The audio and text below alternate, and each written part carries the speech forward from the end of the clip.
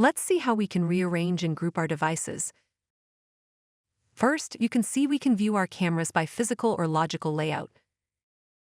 In the logical view, you can see all the cameras in a single list. You can sort them by default, last added, or alphabetically. Changing to a custom order allows you to drag and drop. If you want this camera on top and this one on the bottom, simply drag and drop.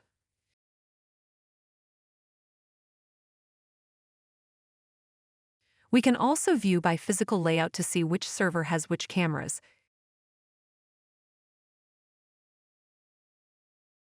If we go back to the logical view, we can then create groups. First, select a camera. Right-click and select Create Group.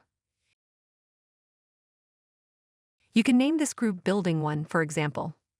Then you can take other cameras and drag and drop them into that group.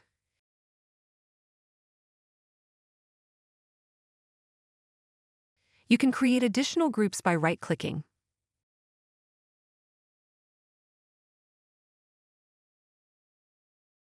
You can always right-click and select Ungroup as well. This allows you to create more complex groups.